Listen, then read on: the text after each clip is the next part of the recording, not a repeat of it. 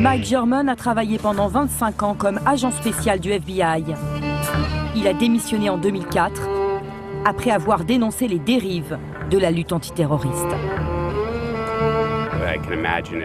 À l'époque où je faisais mes opérations d'infiltration avant le 11 septembre, si je voulais ouvrir une enquête pour terrorisme sur des personnes, le FBI m'aurait demandé à quelle organisation terroriste ces hommes sont-ils affiliés. Dans les récentes affaires, j'aurais répondu en fait, ils ne sont pas affiliés à des terroristes. On m'aurait demandé, ok, mais quel genre d'armes ont-ils? Ils n'en ont aucune. Quelles ressources ont-ils pour acheter des armes? Ils n'ont aucune ressource.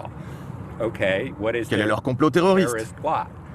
Ils n'ont aucun complot en tête. Donc, on va lancer l'opération d'infiltration, leur fournir les armes, l'argent et l'idée de l'attaque. Pour moi, c'est de la fabrication d'affaires. D'après cet ancien agent, l'attaque du World Trade Center a profondément changé les méthodes du FBI. Depuis, son budget a explosé.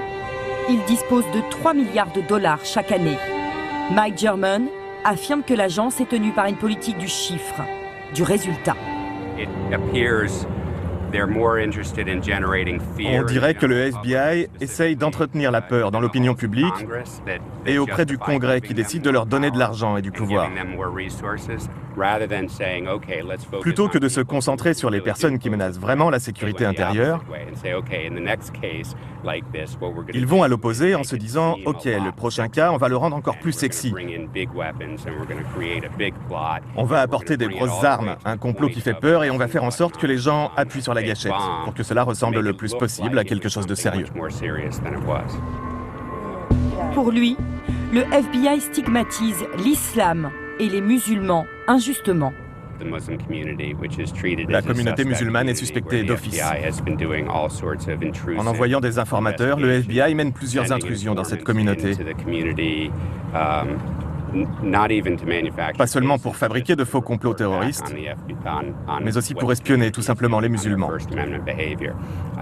Justifier de se concentrer sur certaines personnes en raison de leur religion, c'est totalement inapproprié dans une société démocratique.